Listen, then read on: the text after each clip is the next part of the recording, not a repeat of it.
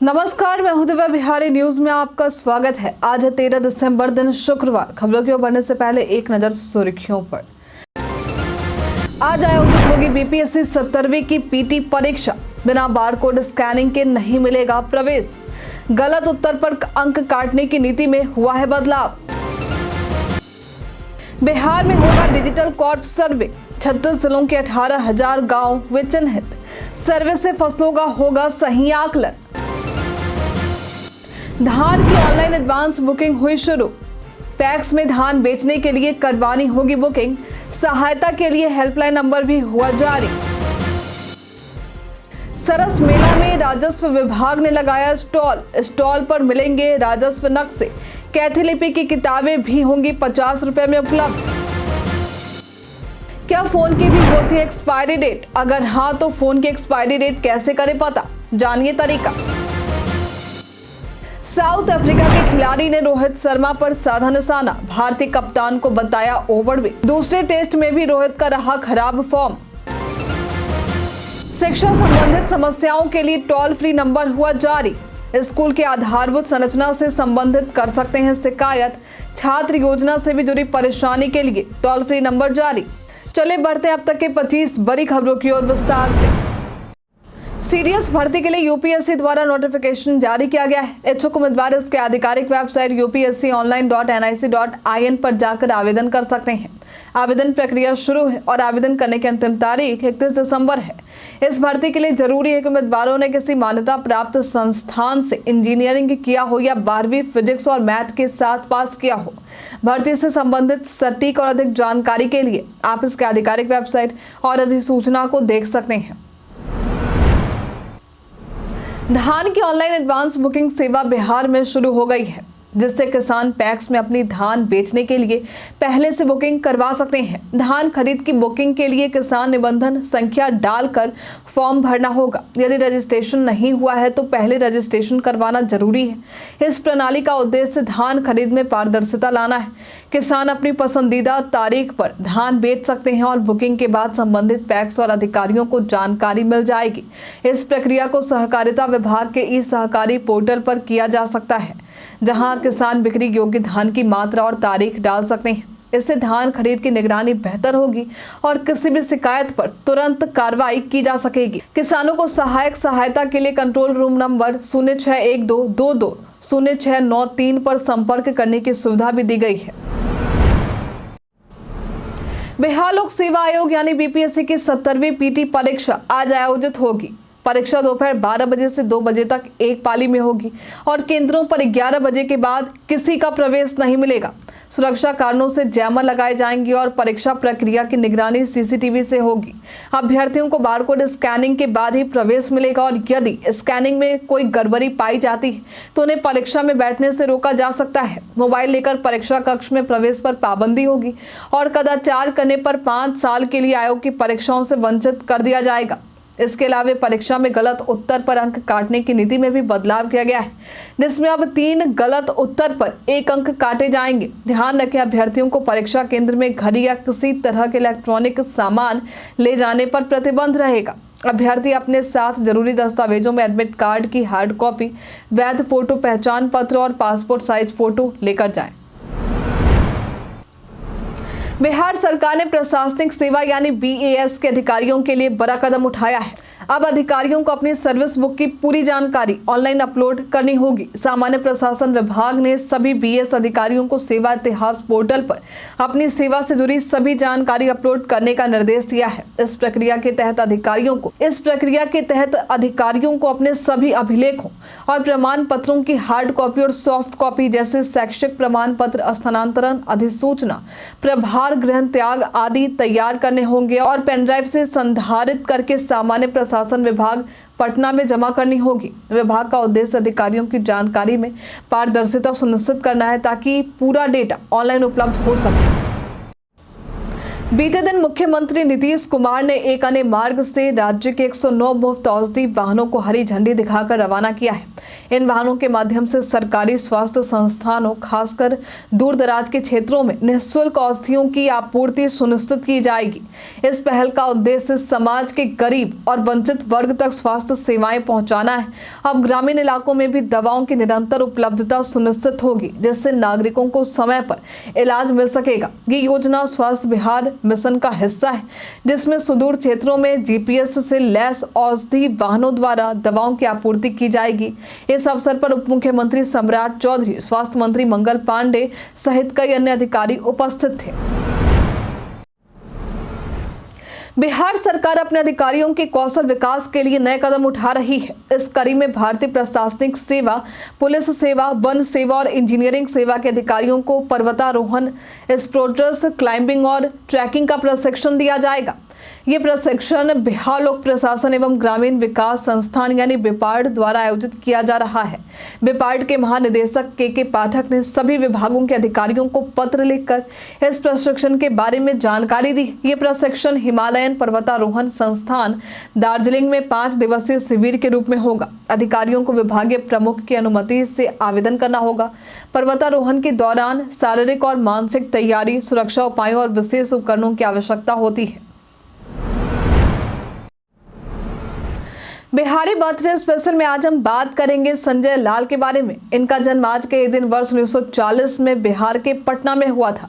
ये पेशे से एक प्रसिद्ध अर्थशास्त्री और ऑक्सफोर्ड में इकोनॉमिक्स के प्रोफेसर और विश्व बैंक में वरिष्ठ अर्थशास्त्री भी थे। ये ऑक्सफोर्ड डेवलपमेंट स्टडीज पत्रिका के संस्थापक संपादकों में से एक रह चुके हैं। 18 जून वर्ष 2005 में ये हमें अलविदा कह गए। बिहार के इंजीनियरिंग और पॉलिटेक्निक संस्थानों में जल्द भर्ती की जाएगी। ये भर्ती कुल 5,554 रिक्त पदों पर होगी। इनमें सहायक प्राध्यापक समेत अन्य शिक्षक पदों के लिए रोस्टर क्लियरेंस सामान्य प्रशासन विभाग से किया जा रहा है। अनुमान है कि 15 जनवरी तक इन रिक्तियों को विभिन्न आयोगों को भेजा जाएगा। विज्ञान और प्रौद्योगिकी विभाग का लक्ष्य है कि इस वित्तीय वर्ष के अंत तक सभी रिक्त पदों पर नियुक्ति हो जाए।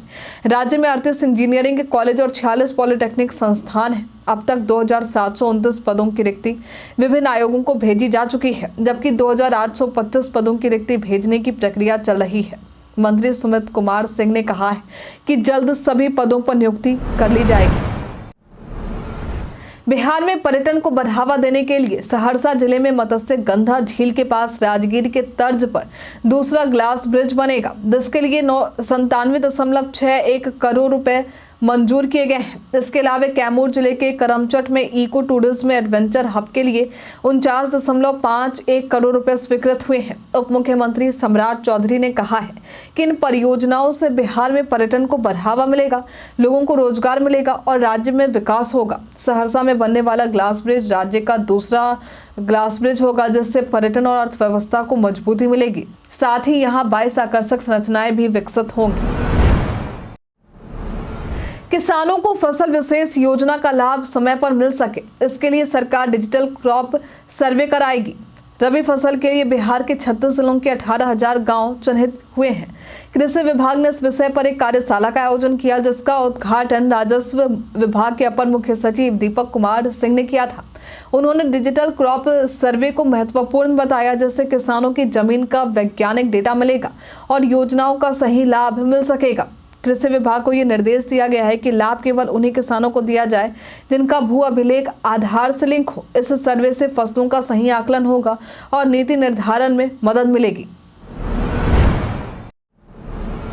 शिक्षा संबंधी समस्याओं के लिए टोल फ्री नंबर जारी किए गए हैं, जिस पर कॉल करके आप शिकायत कर सकते हैं। यदि विद्यालय के आधारभूत संरचना से संबंधित शिकायत या शिक्षकों के आचरण से संबंधित शिकायत है, तो जैसे बेंच डेस्क, क्लास के कमरे या पेयजल, मिड डे मील, शौचालय और शिक्षकों का समय पर नहीं आना आदि, तो इससे संबंधित शिकायत आप टोल फ्री नंबर 144172 या 1800-345-4417 या मोबाइल नंबर 922-920-6201 पर संपर्क कर सकते हैं। यदि शिक्षकों की स्थापना से संबंधित कोई मामला है, जैसे सेवानिवृत्ति, जैसे सेवानिवृत्ति लाभ, चिकित्सा दावा की प्रतिपूर्ति आदि हो तो इसके लिए मोबाइल नंबर 9229206202 पर संपर्क कर सकते हैं।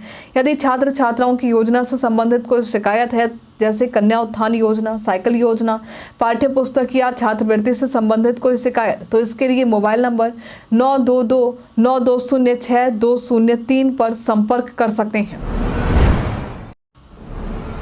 हम जब भी कोई खाने पीने की चीज़ें या दवा खरीदते हैं तो उसकी एक्सपायरी डेट जरूर चेक करते हैं ताकि हमारी सेहत पर इसका कोई बुरा असर ना पड़े।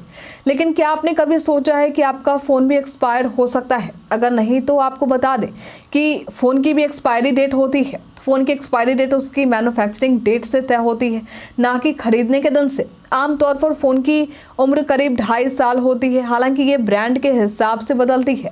उदाहरण के लिए एप्पल फ़ोन 4 से 8 साल तक इस्तेमाल हो सकते हैं, जबकि सैमसंग के फ़ोन की उम्र 3 से 6 साल होती है। कंपनियां एक निश्चित समय तक अपडेट देती हैं, उसके बाद फ़ोन का इस्तेमाल करना जोखिम भरा हो सकता है। फ़ोन की एक्सपायरी डेट जानने के लिए मैन्युफैक्चरिंग डेट चेक करें, जो बॉक्स सेटिंग्स या सीरियल नंबर में मिल सकती है।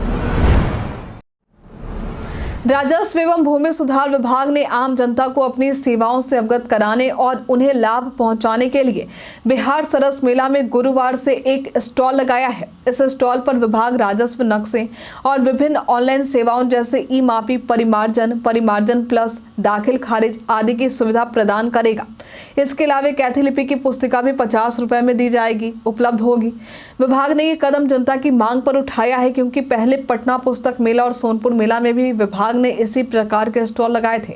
मेला में आए लोगों ने इस पहल की सराहना की और ऐसे स्टॉल अन्य स्थानों पर भी लगाने की मांग की। राज्य सचिवालय के सभी विभागों और कार्यालयों में कर्मचारियों की लापरवाही बढ़ रही है, खासकर बायोमेट्रिक हाजिरी में। इसे गंभीरता से लेते हुए मुख्य सचिव अमृत लाल मीणा ने कर्मचारियों के समय पर न आने और लापरवाही को लेकर कई निर्देश जारी किए हैं। मुख्य सचिव ने विभागों के प्रमुख और पुलिस महानिदेशक को पत्र भेजा, जिसमें 2007 से लागू 5 दिवसीय कार्य सप्ताह प्रणाली का हवाला दिया। इसमें कहा गया कि कर्मचारियों को समय पर कार्यालय आकर बायोमेट्रिक पर उपस्थिति दर्ज करानी होगी। यदि कर्मचारी विलंब से आते हैं तो उनका अवकाश कटेगा या वेतन में कटौती की जाएगी। इस व्यवस्था का पालन सुनिश्चित करने के लिए विभागों के अधिकारियों को नियमित निरीक्षण करने के निर्देश भी दिए गए हैं। बिहार के मनोज वाजपेयी, जो दमदार एक्टिंग के लिए मशहूर हैं, अपनी नई फिल्म डिस्पैच के साथ OTT पर आ रहे हैं। आज ये फिल्म ZEE5 पर आएगी। ये फिल्म क्राइम जर्नलिस्ट जॉय बाग की कहानी है, जो बदलती दुनिया में तीखी क्राइम रिपोर्टिंग करता है और पुलिस के साथ एनकाउंटरों में भी शामिल होता है। मनोज वाजपेयी ने जॉय के किरदार को पूरी तरह से निभाया है, जिसमें उनका रोल थोड़ा मोल्ड करप्ट भी है। ये फिल्म 2 घंटे 33 मिनट लंबी है। आपको बता दें कि मनोज वाजपेयी की एक्टिंग और फिल्म की कहानी को दर्शकों ने खूब सराहा है।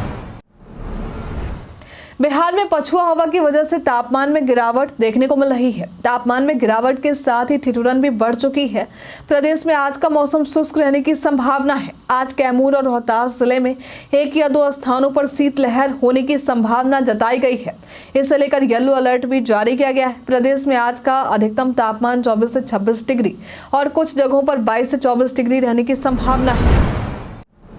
उत्पाद विभाग ने सहरसा में बड़ी कार्रवाई करते हुए भारी मात्रा में विदेशी शराब बरामद की है। 11 दिसंबर को गुप्त सूचना पर हुई छापेमारी में सदर थाना क्षेत्र के मीर टोला के एक घर से 534 पीस विदेशी शराब के टेट्रा पैक और 36 बोतल विदेशी शराब पकड़े गए। इस दौरान एक कारोबारी सत्यम कुमार उर्फ राजा कुमार को भी गिरफ्तार किया गया। उत्पाद इंस्पेक्टर संजीत कुमार ने बताया कि शराबबंदी कानून का पालन सुनिश्चित करने के लिए लगातार ऐसी कार्रवाई की जा रही है और कानून तोड़ने वालों के खिलाफ सख्त कार्रवाई की जाएगी। बिहार क्रिकेट एसोसिएशन यानी BCA से उभरते हुए क्रिकेट सितारे वैभव सूर्यवंशी ने महज 13 साल की उम्र में अंडर 19 एशिया कप में शानदार प्रदर्शन किया है। उनकी इस उपलब्धि से बिहार के मुख्यमंत्री नीतीश कुमार ने उन्हें अपने आवास पर बुलाकर शॉल पहनाकर सम्मानित भी किया। मुख्यमंत्री ने वैभव की सराहना करते हुए भविष्य में और बेहतर प्रदर्शन करने की शुभकामनाएं दी। वैभव ने एशिया कप में बैक टू बैक 250 जड़ते हुए सबका दिल जीत लिया था। इससे पहले उन्होंने 13 साल 188 दिन की उम्र में ऑस्ट्रेलिया अंडर 19 टीम के खिलाफ सबसे युवा इंटरनेशनल शतक बनाने का भी रिकॉर्ड बनाया। अब IPL में राजस्थान रॉयल्स ने उन्हें 1.10 करोड़ रुपए में खरीदा है। केंद्र सरकार ने वन नेशन वन इलेक्शन प्रस्ताव को कैबिनेट में मंजूरी दे दी है, जिसे लेकर बिहार के सत्ताधारी दलों बीजेपी और जदयू ने समर्थन जताया है। बीजेपी प्रवक्ता प्रभाकर मिश्रा ने इस देश को आर्थिक संकट से बचाने और चुनावों में खर्चे बचाने की कोशिश बताया है। वहीं विपक्षी पार्टी राजद ने विरोध जताया। राजद सांसद मनोज झा ने बुनियादी सवाल उठाए हैं, जबकि एजाज अहमद ने इसे केवल राजनीतिक हित साधने की कोशिशें करार दिया है। उत्तर प्रदेश सरकार में मंत्री राकेश सचान और दयाशंकर शंकर सिंह ने बिहार के मुख्यमंत्री नीतीश कुमार से बीते दिन मुलाकात की। ये मुलाकात प्रयागराज में होने वाले महाकुंभ को लेकर थी, जिसमें मुख्यमंत्री नीतीश कुमार को उत्तर प्रदेश के मुख्यमंत्री योगी आदित्यनाथ की ओर से निमंत्रण पत्र सौंपा गया। दोनों मंत्रियों ने सीएम नीतीश से 13 जनवरी से शुरू हो रहे महाकुंभ में शामिल होने का अनुरोध किया। सीएम नीतीश ने इस निमंत्रण को स्वीकार करते हुए महाकुंभ में जाने की बात कही। प्रधानमंत्री नरेंद्र मोदी भी 13 दिसंबर को प्रयागराज आकर महाकुंभ से जुड़ी योजनाओं का लोकार्पण करेंगे। इससे पहले इन मंत्रियों ने बिहार के राज्यपाल राजेंद्र विश्वनाथ आर्लेकर से भी मुलाकात की। बिहार के पूर्व मुख्यमंत्री लालू प्रसाद यादव के बड़े बेटे तेज प्रताप यादव ने सोशल मीडिया पर एक ट्वीट करके महुआ सीट को लेकर अपने छोटे भाई तेजस्वी यादव को मुश्किल में डाल दिया है। तेज प्रताप ने घोषणा की कि वे अगला चुनाव महुआ सीट से ही लड़ेंगे। उन्होंने ट्वीट में अपने पिता और तेजस्वी यादव को भी टैग किया। ये दूसरी बार था जब तेज प्रताप ने महुआ सीट पर दावेदारी की है। उन्होंने कहा है कि महुआ उनके लिए परंपरागत सीट रही है और उन्होंने यहाँ कई विकास कार्य भी किए हैं। इस ट्वीट के बाद महुआ के मौजूदा विधायक मुकेश रोशन की नाराजगी भी सामने आई और वे फूट फूट कर रोने लगे। मुकेश रोशन ने इसके जवाब में केवल इतना कहा कि वे पार्टी के छोटे से कार्यकर्ता हैं, पार्टी का जो फैसला होगा वो इसे मंजूर करेंगे। तेज प्रताप के इस कदम को प्रेशर पॉलिटिक्स और इमोशनल कार्ड के रूप में देखा जा रहा है। भारतीय टीम वर्तमान में ऑस्ट्रेलिया के खिलाफ बॉर्डर गावस्कर ट्रॉफी खेल रही है, जिसमें 2 टेस्ट मैच खेले जा चुके हैं और सीरीज 1-1 की बराबरी पर है। रोहित शर्मा ने दूसरे टेस्ट में वापसी की, लेकिन उनकी फॉर्म खराब रही। पिंक बॉल टेस्ट में ये दोनों पारियों में सिर्फ 9 रन ही बना पाए, जिससे उनकी आलोचना भी हो रही है। तीसरे टेस्ट से पहले साउथ अफ्रीका के पूर्व क्रिकेटर डेरिल कलिनर ने रोहित की फिटनेस पर सवाल उठाए हैं और विराट से तुलना करते हुए कहा है कि रोहित ओवरवेट हैं और लंबे समय तक क्रिकेट नहीं खेल सकते। उन्होंने कहा कि रोहित और विराट की फिटनेस में अंतर साफ नजर आएगा। रोहित की खराब फॉर्म ने भारतीय टीम की चिंता बढ़ा दी है। उन्होंने कहा है कि रोहित और विराट की फिटनेस में अंतर साफ नजर आएगा। रोहित की खराब फॉर्म ने भारतीय टीम की चिंता बढ़ा दी है। कई कारणों से दर्ज है भारत के इतिहास में आज की तारीख। आज के दिन वर्ष 2012 में नेत्रहीन 2020 विश्व कप के फाइनल मुकाबले में भारतीय क्रिकेट टीम ने पाकिस्तान को हराकर विश्व विजेता का खिताब अपने नाम किया था। आज के दिन वर्ष 2004 में इस्लामाबाद में भारत और पाकिस्तान के बीच परमाणु और सर्करेक पर वार्ता प्रारंभ हुई थी। आज के दिन वर्ष 1961 में मंसूर अली खान परोदी ने अपना टेस्ट मैच करियल दिल्ली में इंग्लैंड के खिलाफ शुरू किया था। आज के दिन वर्ष 1955 में भारत और सोवियत संघ ने पंचशील समझौते को स्वीकार किया था। आज के दिन वर्ष 1921 में बनारस हिंदू विश्वविद्यालय का उद्घाटन प्रिंस ऑफ वेल्स ने किया था। आज के दिन वर्ष 1675 में सिख गुरु तेग बहादुर दिल्ली में शहीद हुए थे। सर्दियों के मौसम में इम्यूनिटी को मजबूत रखना बेहद जरूरी है, ताकि सर्दी, जुकाम, खांसी और बुखार जैसी समस्याओं से बचा जा सके। इसके लिए सही खान-पान और कुछ विशेष खाद्य पदार्थों का सेवन करना चाहिए। तुलसी और शहद ये इम्यूनिटी बढ़ाने के लिए फायदेमंद है। तुलसी का पत्ता शहद के साथ चबाएं या तुलसी का पानी पिएं। बाजरे की रोटी ये शरीर को गर्म रखती है और प्रोटीन, कैल्शियम, फाइबर से भरपूर होती है। सर्दियों में अदरक का सेवन पाचन में मदद करता है और सर्दी जुकाम से बचाता है। बादाम, काजू, अखरोट जैसे ड्राई फ्रूट्स से शरीर को ऊर्जा मिलती है। लहसुन ये इम्यूनिटी बढ़ाता है और सर्दी के संक्रमण से बचाता है। सर्दी में गुड़ खाने से शरीर गर्म रहता है। सूप में एंटीऑक्सीडेंट्स होते हैं जो शरीर को गर्म और फिट रखते हैं। पालक, मेथी और सरसों का साग जैसी हरी सब्जियां इम्यूनिटी को बूस्ट करती है। पीएम कुसुम योजना के नाम पर एक फर्जी लेटर वायरल हो रहा है, जिसमें इस योजना के तहत 8,000 रुपए के रजिस्ट्रेशन करने की बात कही जा रही है। लेकिन आपको बता दें कि ये लेटर पूरी तरह से फर्जी है। इस तरह की खबरों पर विश्वास करने से बचें। पीआईबी फैक्ट चेक ने भी इस खबर को फर्जी बताया है और लोगों को सतर्क रहने की सलाह दी है। हम प्रतिदिन आपसे 5 ऐसे जरूरी सवाल पूछेंगे, उसका जवाब बताएंगे जो कि बीपीएससी, बिहार पुलिस दरोगा समेत एसएससी जैसे अन्य प्रतियोगी परीक्षाओं में काम आएंगे। सवाल इतिहास, बिहार स्पेशल, विज्ञान, करंट अफेयर्स और भूगोल से रहेंगे। पूछे गए 5 सवालों में आपने कितना सही उत्तर दिया है हमें कमेंट में लेकर जरूर बताएं। तो हमारा पहला सवाल है, हाल ही में बीसीसीआई का कार्यवाहक सचिव किसे नियुक्त किया गया है? ऑप्शन है विनोद कांपली, ऑप्शन बी है अजय जडेजा, ऑप्शन सी है देवजीत सैकिया, ऑप्शन डी है मिताली राज। इसका सही उत्तर है देवजीत सैकिया। यूनिसेफ स्थापना दिवस हर साल कब मनाया जाता है?